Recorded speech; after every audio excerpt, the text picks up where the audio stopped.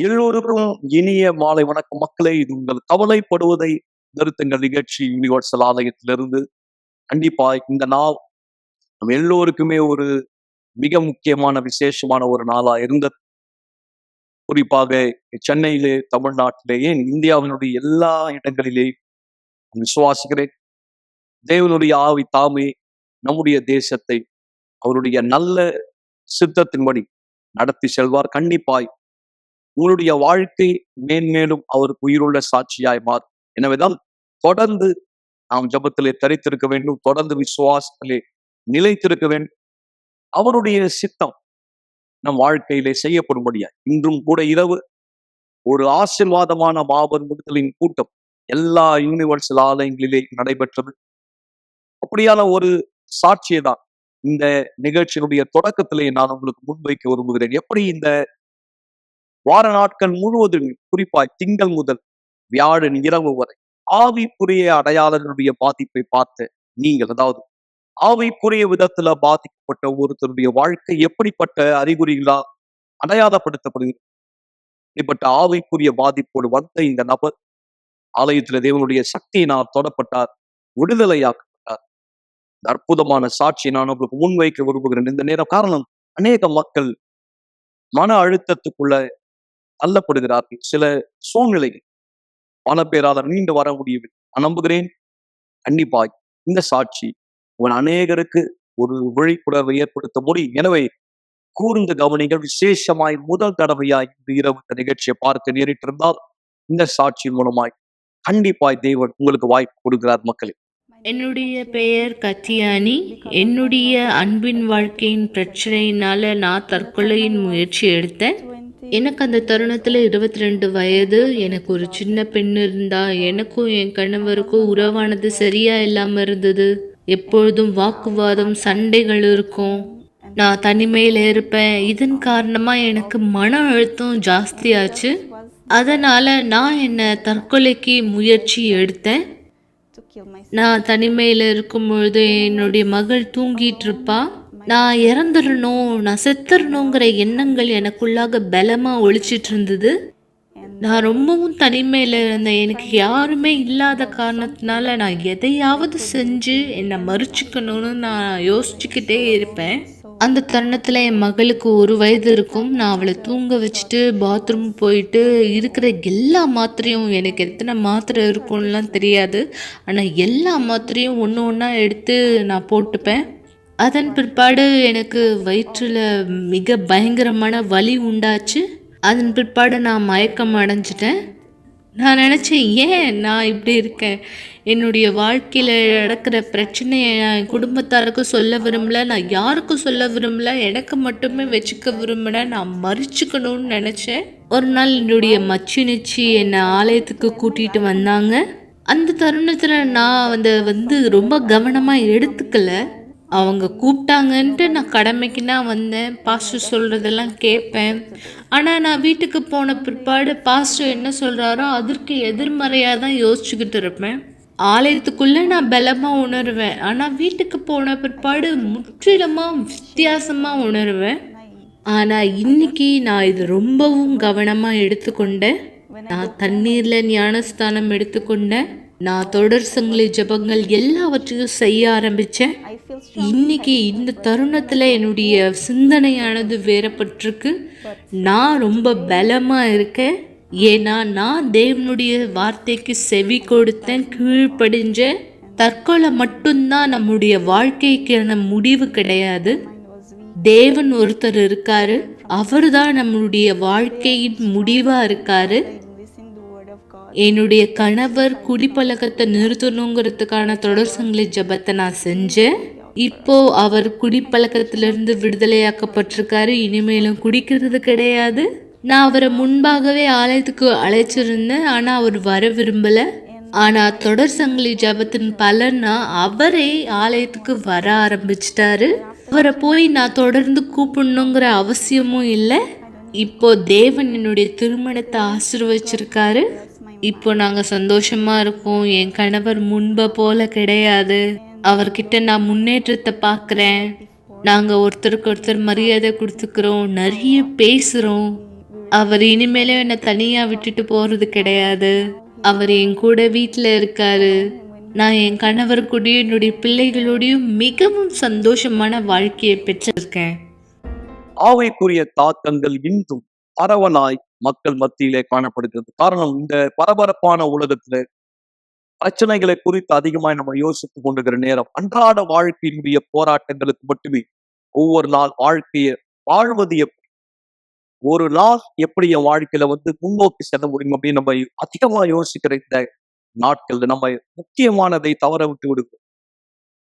எனவேதான் எல்லா நேரம் நாம் தேவனுடைய வார்த்தையை நினைவிலே வைக்க வேண்டும். மக்கள் தேவனுடைய வார்த்தை நினைவில் இருக்கும்போது ஒவ்வொரு நாள் அந்த குறிப்பிட்ட சூழ்நிலைக்கு மாத்திரமல்ல, நம்ம ஒவ்வொரு நாளும் வாழ்க்கையில அடுத்த நிலைக்கு செல்ல நம்ம தேவனுடைய ஆவி நடத்தி செல்கிறார். ஏன்னா நம்ம நம்பினாலும் சரி நம்பாவிட்டாலும் சரி, உலகத்திலே இருள்கள், சுத்த சக்திகள் கிரியை செய்வது உண்மை.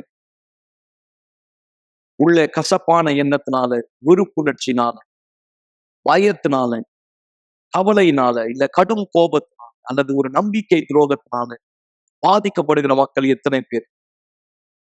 எத்தனை பேர் உள்ளத்துல இருக்கிற அந்த நங்கூரம், அதாவது எப்படி ஒரு கப்பல் அந்த இடத்துல இருந்து நகர முடியாமல் நங்கூரம் பிடித்து நிறுத்துகிறதோ, அதே போல மனதிலே உள்புறத்துல ஒருத்தர் காயப்படும் போது பாதிப்படை ஏதாவது ஒரு விஷயம், குடும்ப விஷயமானது, வேலை பிரச்சனை, வியாபாரத்துல சில பிரச்சனை, திருமண வாழ்க்கையில பிரச்சனை, ஏதாவது ஒன்றின் மூலமா இருள் நம்மை அப்படியே பிடித்து நிறுத்தி விடுகிறது.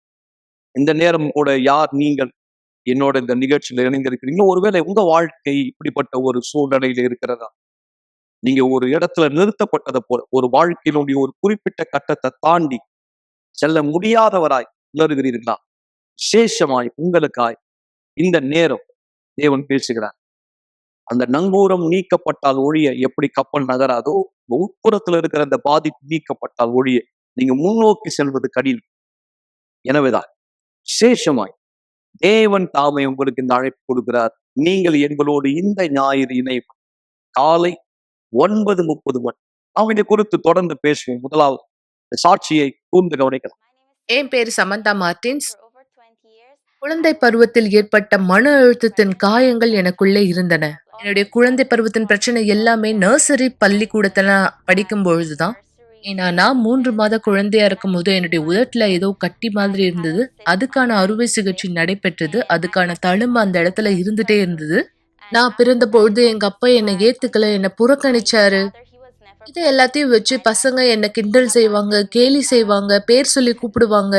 உனக்கு அப்பா இல்ல, உனக்கு யாருமே இல்லைன்னு என்னை அவமானப்படுத்துவாங்க. எங்க அம்மா மட்டும்தான் அப்பா அம்மாக்கான 2 கதாபாத்திரத்தையும் என் வாழ்க்கைக்குள்ளாக செஞ்சுட்டு இருந்தாங்க. இது எல்லாமே நான் பிரைமரி பள்ளிக்கூடத்துல சேரும் போதும் நடந்தது, செகண்டரி பள்ளிக்கூடத்துல படிக்கும் பொழுதும் நடந்தது. ஆனா நான் செகண்டரி பள்ளிக்கூடத்தை படிக்கிற சமயத்துல என் அம்மா வேற ஒருத்தர் திருமணம் செஞ்சு கொண்டாங்க. அதன் மூலமா எனக்கு அவர் அப்பாவா ஆனாரு.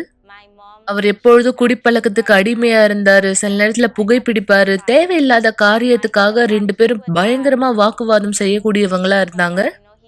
சில நேரத்துல நான் வீட்டை விட்டு வெளியேறணும்னு விரும்புவேன். ஏன்னா இது எனக்கு ரொம்ப அதிகமா இருந்தது. ரொம்ப மோசமாக இருந்தது. அதன் பிற்பாடு நான் ஒரு உறவுல ஈடுபட்டேன். முன்னாடி அந்த உறவு நல்லபடியா இருந்தது. நான் 23 வயதுல ஒரு பெண் குழந்தையினால கர்ப்பம் தரிக்கப்பட்டேன். அதன் பிற்பாடுதான் அவர்கிட்ட நான் மாற்றத்தை பார்த்தேன். உடல் ரீதியாவும் மன ரீதியாவும் என்னை துன்புறுத்தினாரு. அவர் எல்லாவற்றிலும் மாறினாரு. நான் யார்கிட்ட உதவி கேட்கறதுன்னு தெரியாது. என் தாயார் இடத்துல உதவி கேட்கலாம், இல்ல மற்றவங்க கிட்ட உதவி கேட்கலான்னு பார்த்தா என்னை விட அவங்களுடைய பிரச்சனை மிகவும் மோசமானதா இருந்தது. என் மகளை பெற்றெடுத்த பிற்பாடு நான் எடை கூடிட்டேன். அதனால என்னுடைய பார்ட்னர் என்ன சொன்னாரு, நீ இந்த மாதிரி குண்டா இருக்க, நல்லாவே இல்ல பாக்க அப்படின்னு என்ன சொன்னாரு. நீ ஒருபோதும் உன்னை கண்ணாடியில பார்த்ததே கிடையாதா அப்படின்லாம் கேட்டிருக்காரு. நான் என்ன ஒருபோதும் கண்ணாடியில பாத்துக்கணும்னு நான் விரும்பினதே கிடையாது. ஏன் தெரியுமா, நானே நினைச்சிருக்கேன் நான் முன்ன மாதிரி அழகா இல்ல, நான் முன்ன மாதிரி தகுதியானவளா இல்ல, நான் பார்க்க அசிங்கமா இருக்கேன், நிறைய மாறிட்டேன். மேலும் சின்ன வயசுல இருந்து இது நாள் வரைக்கும் எனக்குள்ளாக இருந்த அந்த காயங்கள் எதுவுமே மாற்றம் அடையலைங்கிறத பார்க்கும்பொழுது நான் ரொம்பவும் மன அழுத்தத்துக்கு ஆளானேன். அது என்ன சோர்வுடையதாக்குச்சு. நான் பலமுறை தற்கொலைக்கு முயற்சி எடுத்திருக்கேன். ஆனா என்னால அத செய்ய முடியல. என் கைகள அறுத்துக்க முயற்சி எடுத்திருக்கேன். காலாவதியான மாத்திரைகள சாப்பிட்டுருக்கேன். காலாவதியான உணவுகள சாப்பிடுறதன் மூலமா அது விஷமா இருக்கு. ஒரு தடவ நான் அந்த மாரி கெட்டுப்போன சாப்பாட சாப்பிட்டுருக்கேன். அது நான் அந்த மாதிரி நான் கொஞ்சம் கொஞ்சமா சாப்பிடும்போது, அது விஷமா மாறி நான் அந்த மாரி இறந்துருவேன் அப்படின்னு நெனச்சேன். என்னுடைய சாவு தான் எல்லாத்துக்குமே முடிவா இருக்கும்னு நான் நெனச்சேன். ஏன்னா, என் மேல அக்கறை காட்டுறதுக்கு, அன்பு செலுத்துறதுக்கு யாருமே இல்ல இங்க. என்ன வெளிப்படுத்தி சொல்றதுக்கும் எனக்கு யாருமே கிடையாது. நான் இந்த காலாவதியான மாத்திரைகள எடுத்துக்கொண்டு இருக்கபோது கூட நெனச்சேன், நான் இறந்துட்டேன்னா, என்னுடைய மகள யார் பார்த்துப்பா? யாரு என்ன போல என் மகள பார்த்துப்பாங்க? யாருமே என் மகள பார்த்துக்க முடியாதுன்னு நான் யோசிச்சேன். அந்த காரணத்தினால நான் நிறுத்துனேன். அத புறக்கணிச்சேன். இல்ல நான் இத செய்யவே கூடாதுன்னு நான் யோசிச்சேன். என்னுடைய தோழி தான் யுனிவர்சல் ஆலயத்துக்கு அழைத்து கொண்டு வந்தாங்க. அவங்களோட சேர்ந்து நான் வெள்ளிக்கிழமையில வர ஆரம்பிச்சேன். அந்த வெள்ளிக்கிழமையில முதல் ஜெபத்துல நான் பெற்றுக்கொண்ட விடுதலையினால, நான் வீட்டுக்கு போனேன். ராத்திரி நல்லபடியா தூங்குனேன். சமாதானத்தோட தூங்குனேன். அதனால நான் ஒவ்வொரு வெள்ளிக்கிழமையும் அவளோட வர ஆரம்பிச்சேன். ஏன்னா, எனக்குள்ளாக நான் மாற்றத்த பார்க்க ஆரம்பிச்சேன். ஆவிக்குரிய பாதிப்புகள் இனிமேலும் எனக்குள்ளாக இல்ல. மேலும் நான் தொடர் சங்கிலி ஜெபத்துல கலந்துக்கிட்டேன். மேலும் தொடர்ந்து மன அழுத்தத்துக்காகவும், ஆவிக்குரிய பாதிப்புகள்ல இருந்து விடுதலை ஆகணும்னு சொல்லி ஜெபிக்க ஆரம்பிச்சேன். முதலாவது ஆவிக்குரிய பாதிப்புகள் நிறுத்தப்பட்டது. மேலும் நான் மன அழுத்தத்திலிருந்து முழுமையா விடுதலையாக்கப்பட்டேன். மேலும் பாஸ்டர் பரிசுத்த ஆவி இருந்தா மட்டும் தான் நாம சந்தோஷமா இருக்க ஒரே வழின்னு போதிச்சிட்டு இருந்தாரு. அதன் மூலமா நான் கத்துக்கிட்ட பரிசுத்த ஆவியானவர் எவ்வளவு முக்கியத்துவமானவர்னு. அதனால என்னுடைய பழைய வாழ்க்கைய விட ஆரம்பிச்சேன். மன்னிக்க ஆரம்பிச்சேன்.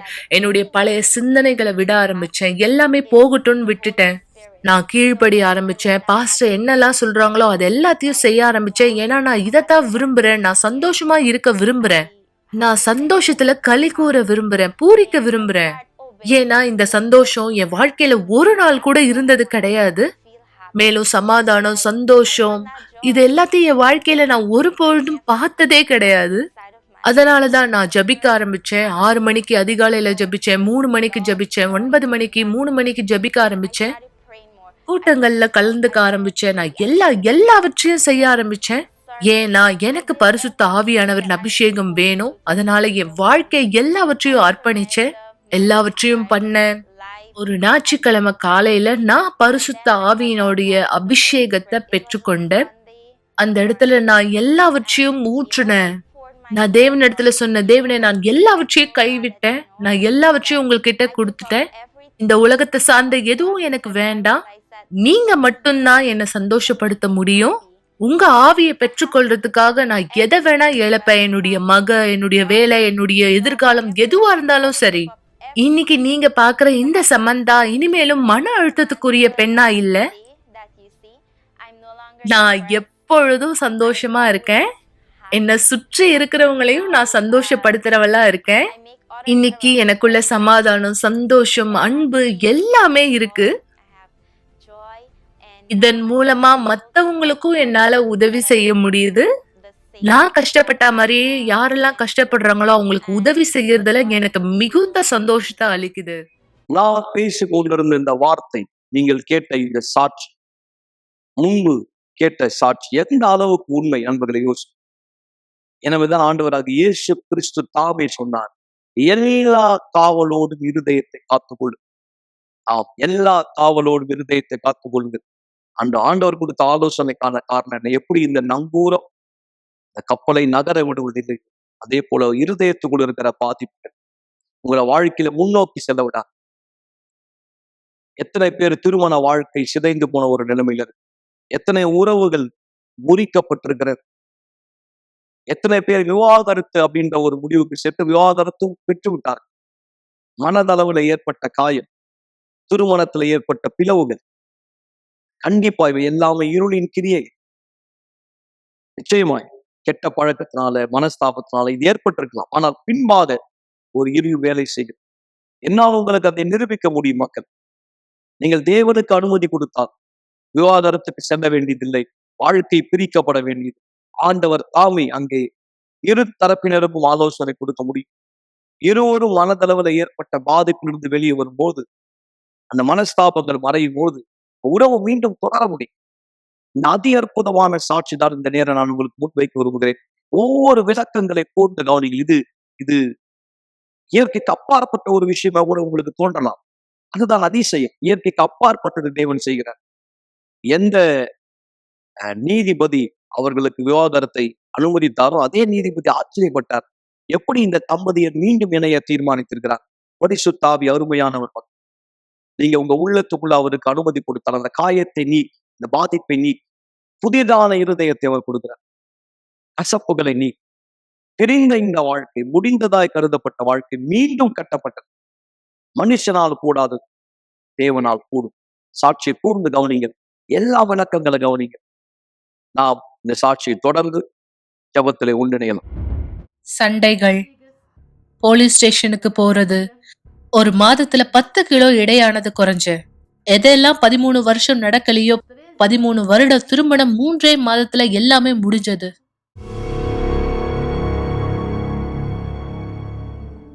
என்னுடைய பெயர் என்னுடைய பெயர் எங்களுக்கு சிறு வயதிலே திருமணம் ஆனது. நாங்க ஒரு நல்ல குடும்பத்தை உருவாக்கணும். 2 பசங்க மிகப்பெரிய கனவோடு வளர்ச்சி அடையணும், முன்னேறணுங்கிற ஆசையோட கனவோட. ஆனா ஒரு தருணத்துல நாங்க எதிர்பார்க்காத விஷயம் எங்களுடைய வாழ்க்கையில நடைபெற ஆரம்பிச்சது. அதை நாங்க எதிர்கொள்ள வேண்டியதா இருந்தது. யார் எங்களை பார்ப்பாங்களோ, உதாரணமா எங்களுடைய அந்த அருமையான படுக்கை அறை பார்க்கும்போது நாங்க அருமையான குடும்பமா தான் தெரியும். காரணம், எங்களுக்கு சொந்த வீடு இருந்தது, சொந்தமா கார்கள் இருந்தது. நாங்க 2 பேருமே வேலை செய்துட்டு இருந்தோம். என்னுடைய பிள்ளைங்க பிரைவேட் ஸ்கூல்ல படிச்சாங்க. நாங்க முன்பு போயிட்டு இருந்த ஆலயத்துல தனித்துவமா எங்களை ஜோடி இரட்டையர்கள் அப்படின்னு தான் சொல்லுவாங்க. ஆலயத்துக்கு எந்த ஒரு நெருக்கடியா இருந்தாலும் நான் உதவி செய்வேன். எப்பவும் எனக்கு அப்படியான ஒரு மனப்பான்மை. ஆலயத்துக்கு ஏதாவது ஒண்ணு தேவை, ஆலயத்துக்கு ஏதாவது ஒரு கஷ்டமான சூழ்நிலை, கண்டிப்பா நான் அங்க இருக்கணும், உதவி செய்யறதுக்காக நான் உதவி செய்யணும். எனக்கு அப்படியான ஒரு எண்ணம். நான் ஆலயத்துக்கு உதவி செய்யும் போது நான் பரலோகத்துல எனக்கான இடத்தை வாங்கிக்கிறேன் அப்படின்னு. ஆனா எங்களுடைய வாழ்க்கையில பிரச்சனைகள் எங்களை சூழ ஆரம்பிச்சது. எங்களுடைய திருமணம் உடைக்கப்பட்டது. ஒரு நாள் அவர் வீட்டுக்கு வந்தாரு. நான் இனிமேலும் உன்னை நேசிக்கலன்னு சொன்னாரு. என்ன நேசிக்கலன்னு அவர் சொன்னாரு. அவர் இனிமேலும் என் கூட இருக்க விரும்பலன்னு சொன்னாரு. மேலும் அவர் வீட்டை விட்டு வெளியேற போறதா சொன்னாரு. 3 மாதத்துல நாங்க அப்படியே 2 பேரும் சண்டை போட ஆரம்பிச்சிட்டோம்.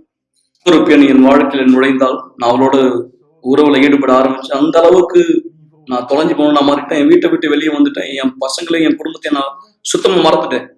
அந்த பெண்ணை என்னுடைய அடுத்த மனைவியா நான் ஏற்கனவே முடிவு எடுத்துட்டேன். என் மனசளவுல என் மனைவியை முன்னாள் மனைவியா நான் தீர்மானிச்சுட்டேன். என் மனைவியோட நான் இனி பேசுறதே இல்லாம ஆயிட்டேன்.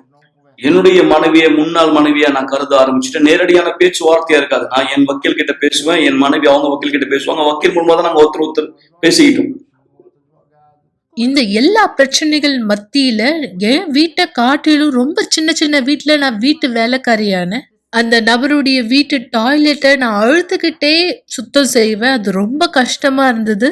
அது கடினமான சூழ்நிலை. ஆலயத்துக்கே நான் போகாம இருக்கணும்ன்ற ஒரு எண்ணத்துல இல்ல. நான் என்னுடைய காதலியோட, அதாவது நான் திருமணம் செய்து கொள்ள போற பெண்ணோட நான் யூனிவர்சல் ஆலயத்துக்கு போனேன். இப்போ நாங்க நினைச்சோம் நாங்க 2 பேரும் தனித்தனி ஆலயத்துல இருக்கிறோம். நான் யூனிவர்சல் ஆலயம், மனைவி முன்னாள் ஆலயம். என்னால இரவு நேரத்துல தூங்க முடியாது. எனக்கு தூக்கமில்லா இரவுகள் இருந்தது. இன்னும் சொல்ல போனா நான் 10 கிலோ எடைய கூட குறைஞ்ச. அது ரொம்ப மோசமானதா இருந்தது. ஒரு நாள் ராத்திரி நான் தூங்கல. நான் சர்ச்சோட டிவி ப்ரோக்ராம் பார்த்துட்டு இருந்தேன். நான் அன்பின் சிகிச்சை கூட்டத்தின் மீட்டிங்கை பார்த்துட்டு இருந்தேன். அது எனக்கு ரொம்ப பிடிச்சமான கூட்டம். ஒரு தருணத்துல கூட்டத்துக்கு வந்தவங்களை கூப்பிடுறதுக்கான தருணமானது அந்த இடத்துல இருந்தது. அந்த டிவி ப்ரோக்ராம்ல யார் அதுல கடந்து போறத நான் பார்த்தேன்னா இந்த தம்பதிகளை தான். எனக்கு அது ரொம்பவும் எதிர்ப்பை உருவாக்குச்சு. எனக்குள்ள மாபெரும் எதிர்ப்பு உருவாச்சு. அதன் பிற்பாடு நான் போன் எடுத்து ஆவிக்குரிய உதவி செய்யறவங்களை தொடர்பு கொண்டேன். நான் சொன்னேன், விவாகரத்து கூட ஆகாத அந்த நபரை, திருமணமாகாத ஒரு நபரோட எப்படி உங்க ஆலயத்துல அனுமதிக்கிறீங்கன்னு கேட்டேன். அதற்கு அந்த நபர், உங்க பெயர் என்ன, அந்த நபருடைய பெயர் என்னன்னு கேட்டாரு. அந்த தருணத்துல இருந்துலாம் எங்களுடைய வாழ்க்கை எல்லாமே மாற ஆரம்பிச்சுன்னு. அந்த தருணத்துல அந்த நபர் எங்களுடைய பெயர்களை பெற்றுக்கொண்ட எனக்குள்ள உறுதி இருந்தது, அந்த ஜபங்கள் வேலை செய்யும்னு. மேலும் நான் நினைச்சேன், அந்த பெண் அவளுக்காக போராடுறான்னா நான் என்னுடைய ஜபத்துல எனக்காக போராடணும். எனக்கு சொந்தமானதை நான் கைப்பற்றணும். எனக்கு சொந்தமானதை நான் அடைஞ்சே தீரணும். ஏன்னா அவர் என்னுடைய சொந்தம். அவர் என்னுடைய கணவரா இருக்காரு. விவாகரத்துக்கான எல்லா டாக்குமெண்ட்டும் வந்தது. உண்மையாவே ரொம்ப கடினமான ஒரு முறையா இருந்தது. ஏன் அப்படின்னு பார்க்கும்போது இது கோர்ட்டு சம்பந்தமான விஷயம், ஏன்னா இது குடும்பம் சம்பந்தமான விஷயம். அது ரொம்ப உண்மையா கடினமா இருந்தது. பேப்பர் என் கையில வந்த உடனே நான் அதை சின்னதா ஆக்கிக்கிட்டேன். ஏன்னா நான் பேப்பரை எல்லா இடத்தையும் என் கையில எடுத்துட்டு போவேன். மக்கள் யாராவது கேட்டா நான் சொல்லுவேன், இல்ல நாங்க பிரிஞ்சிட்டோம், எனக்கு விவாகரத்து ஆயிடுச்சு. அந்த அளவு நான் அதுல ரொம்ப ஆழமா மூழ்கிட்டு இருந்த அந்த சமயத்துல நான் உணர்ந்தேன், எனக்கு தெரிய வந்தது, நான் அந்த பெண்ணால துரோகம் இழைக்கப்பட்டு கொண்டிருக்கிறேன். எப்படி என்னை பயன்படுத்தி என் மனைவிக்கு துரோகம் பண்ணும்படி அந்த பெண் செய்தாலும் அதே போல என்ன பயன்படுத்தி அவ எனக்கு துரோகம் செய்துட்டு இருந்தா. எல்லாமே மோசமானது. நான் அப்புறம் தனியா அங்கே யூனிவர்சல் ஆலயத்திலே இருந்தேன். அப்படியா நான் வெறும் ஒரு மத ரீதியான மனுஷனா தான் இருந்தேன்றதை புரிஞ்சுக்கிட்டேன். வெறும் ஆலயத்துக்கு தான் போயிட்டு இருந்தேன்னு புரிஞ்சுக்கிட்டேன். நான் என்னுடைய குணாதிசயத்தை மாத்திக்கணும், ஆவிக்குரிய வாழ்க்கையை நான் மாத்திக்கணும், நான் மாறணும், என் வாழ்க்கைக்காக நான் இன்னும் அதிகமா முன்னோக்கி போனேன்னு புரிஞ்சுக்கிட்டேன். அந்த நேரம் ஏறத்தாழ டிசம்பர் மாதம் இஸ்ரவேல் சிறப்பு நிகழ்ச்சி வந்தது. அந்த நேரம் நான் தியாகம் செய்தாகும்.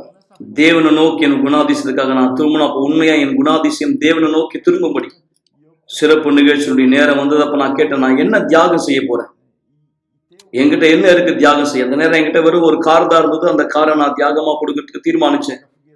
நான் என்னுடைய வாழ்க்கையை பீடத்து மேல வைத்தேன். முக்கியமான விஷயம், என்னுடைய வாழ்க்கையை நான் பீடத்து மேல வைத்தேன். மத ரீதியான ஒரு மனுஷனா இருந்த என்ன நான் அர்ப்பணிச்சேன்.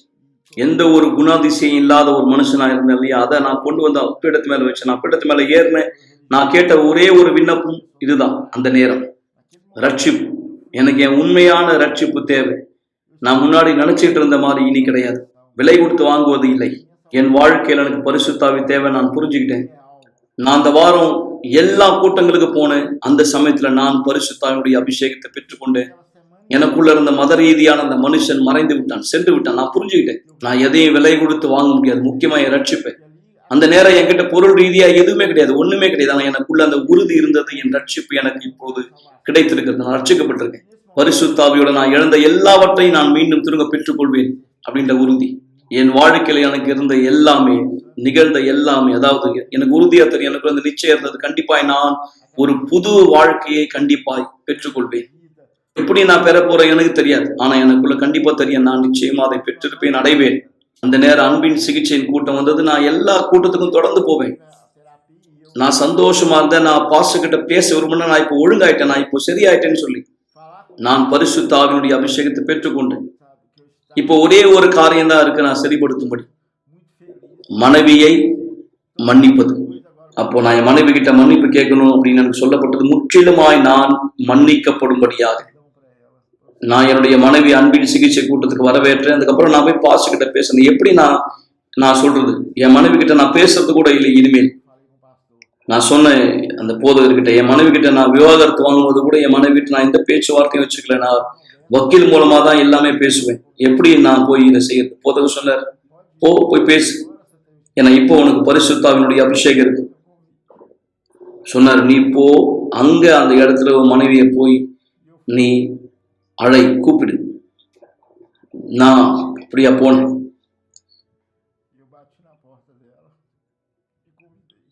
நான் கதவை தட்டி என் மனைவியை வரவேற்று என் மனைவி ஏற்றுக்கொண்டாங்க. அன்னையில இருந்து நான் அவரோட கூட்டத்துக்கு போயிருந்தேன். தேவன் எங்கள் வாழ்க்கையை முற்றிலுமா புதுப்பிச்சிருக்காரு. எனக்கும் பரிசுத்த ஆவியானவர் கூட அனுபவம் ஏற்பட்டிருக்கு. பல தருணத்துல நான் பரிசுத்த ஆவியானவரை குறித்து கேட்டிருக்கேன். அவர் நமக்கு வெளிப்புறத்திலேயே இருக்காரு. ஆனா நம்ம அவரோட உறவு ஏற்படுத்தும் பொழுதுதான் அவர் நமக்குள்ளாக வருவாரு.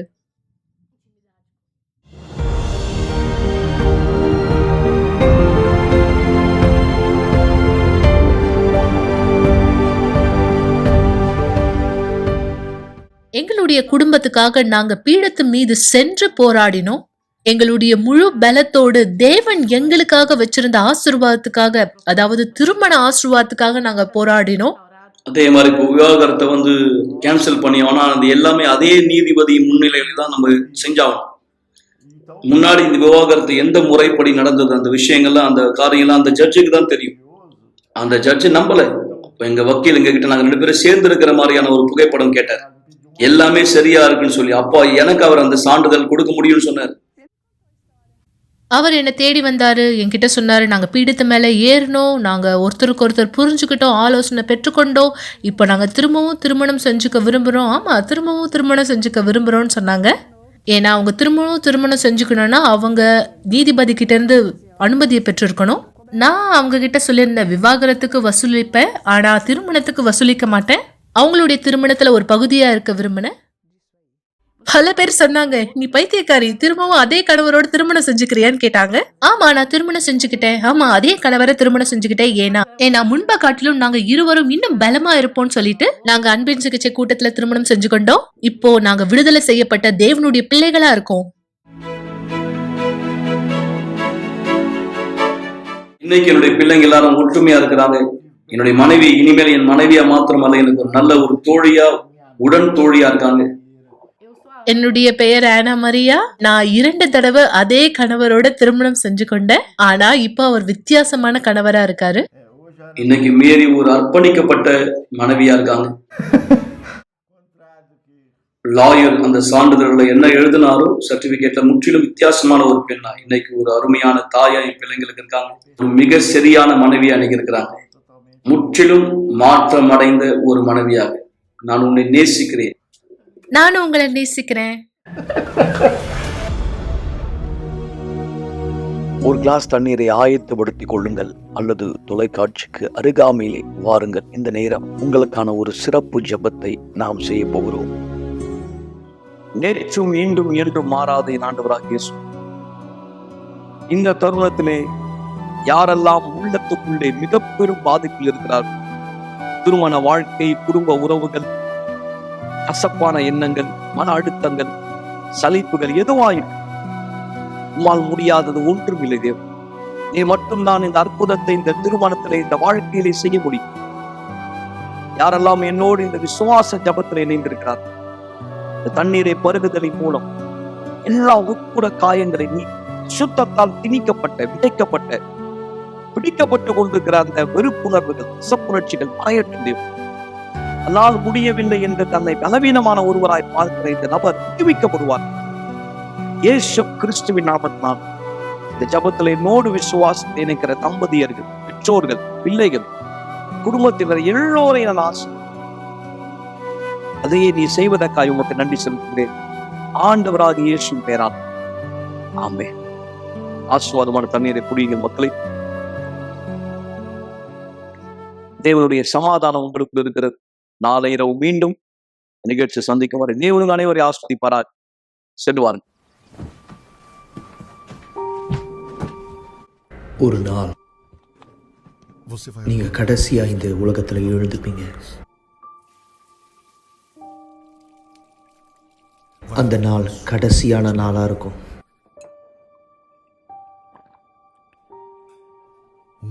கடைசியா ஒரு முறை நீங்க காலை உணவை சாப்பிடுவீங்க.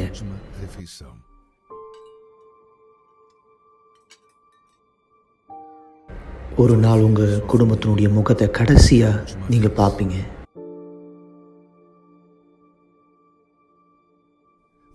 உங்களுடைய கடைசியான வார்த்தையை சொல்லுவீங்க. உங்களுடைய கண்கள் கடைசியா ஒரு முறை சிமிட்டும்.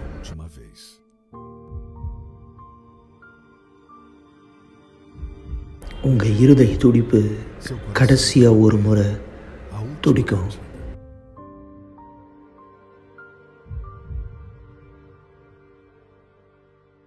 நீங்க கடைசியா ஒரு முறை மூச்சை இழுத்து விடுவீங்க.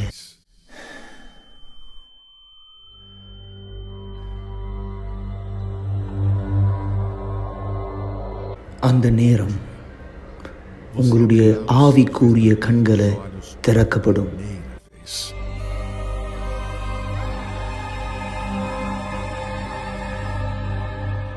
அந்த நேரத்தில் நீங்க புரிஞ்சுப்பீங்க எந்த அளவுக்கு உங்களுடைய ஆத்மா உண்மையானது அப்படின்னு.